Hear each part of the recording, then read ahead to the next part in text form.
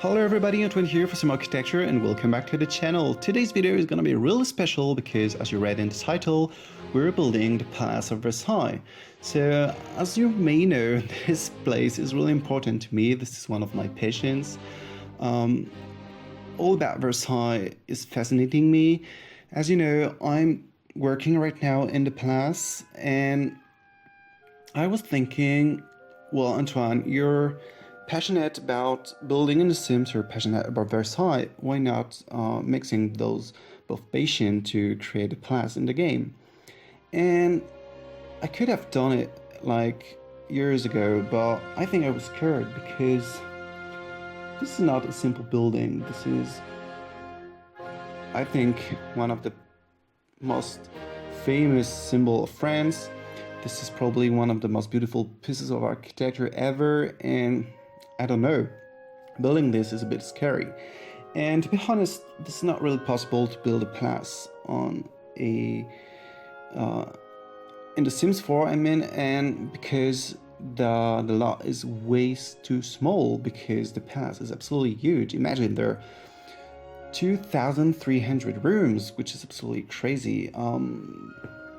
So I'm telling you that I'm building Palace of Versailles. To be honest, I'm only building a small part of it, the central part of the palace, which is actually the oldest part, and I think I would need about 50 or 100 lots to fit it all, because it's absolutely huge. There's everything in this palace. There's, of course, the gallery of mirrors. There's the battle gallery, which is twice longer as the hall of mirrors.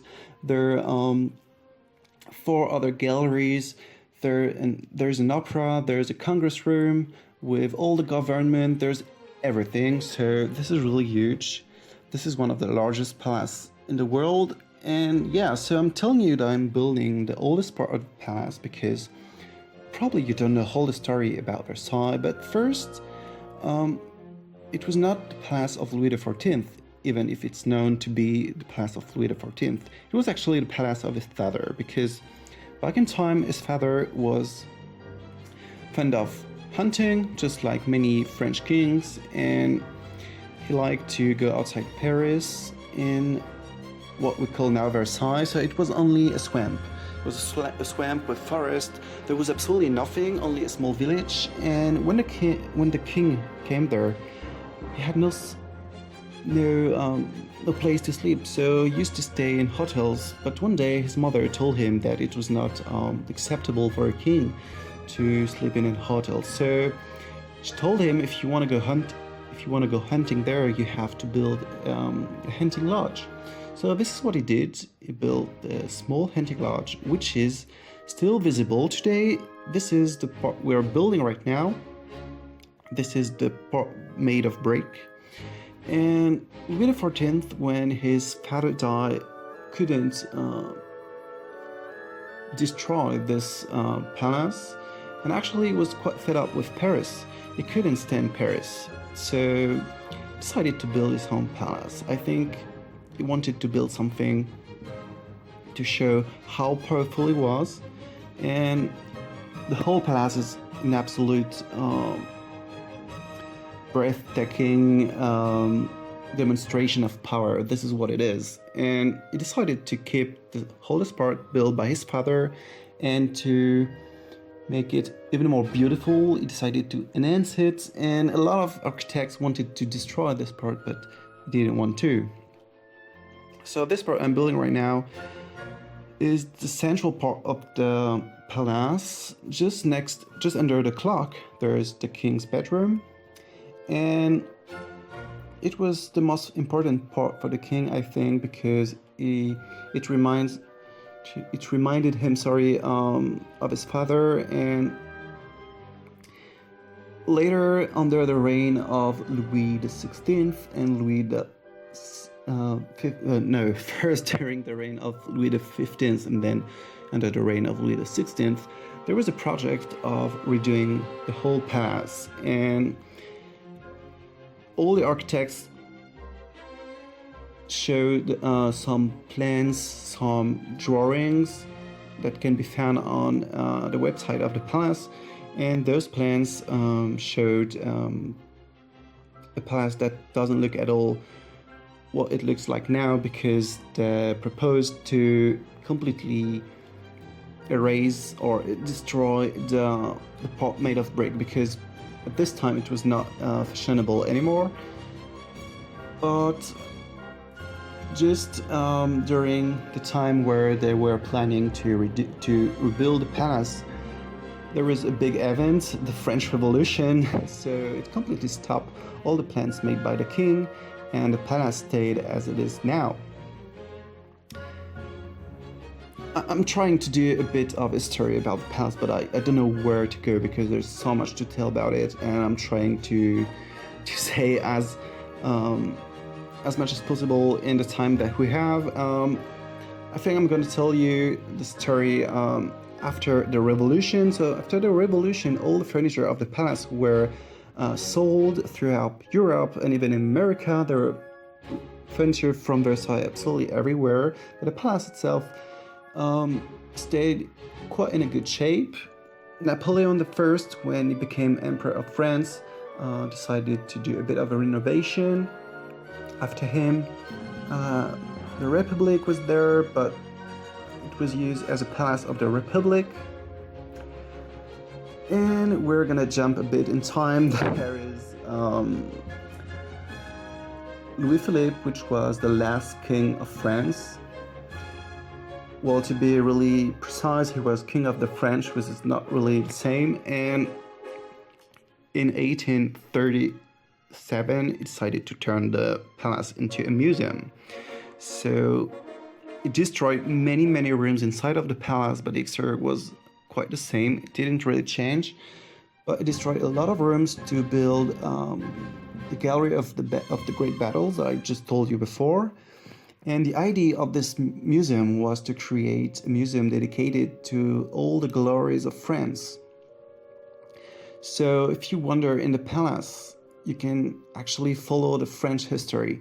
Their paintings, sculptures, statues, everything you want that tells the story of France. So it goes from Middle Ages to 19th century.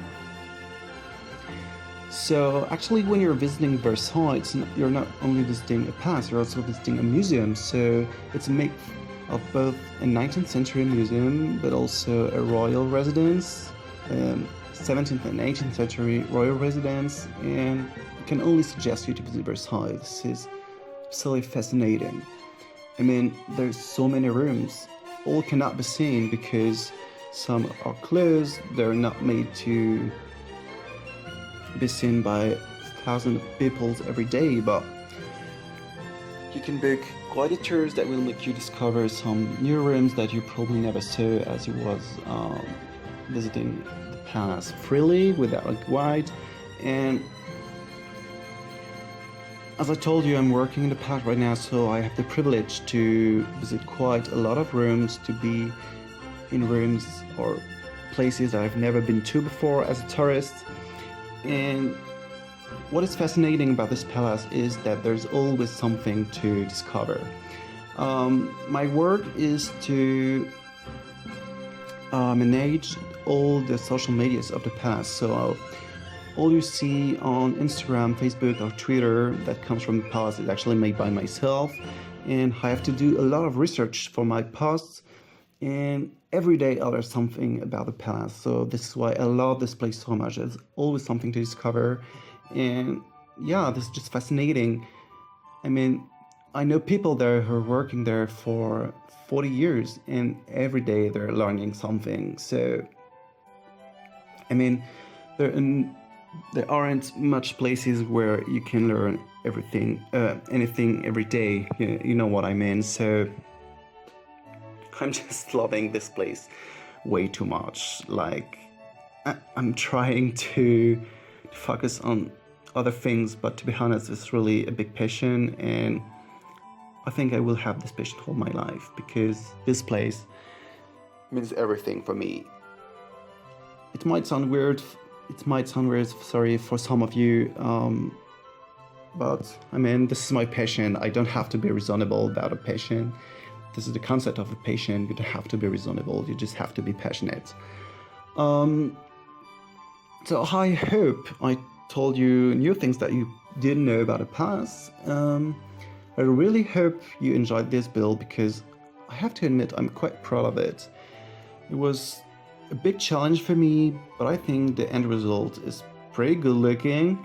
If you have any advice, any comments to do on this build, just let me know in the comments. I will be happy to answer you. If you have questions about the palace, about its story, about its architecture, about something you want to know, you can ask me as well. I will try to answer you. And if you want to know more, you can follow all the accounts of the palace on Instagram, Facebook, or Twitter, and you'll be able to see what I create every day. So I would like to thank you all for being here, for watching this video, for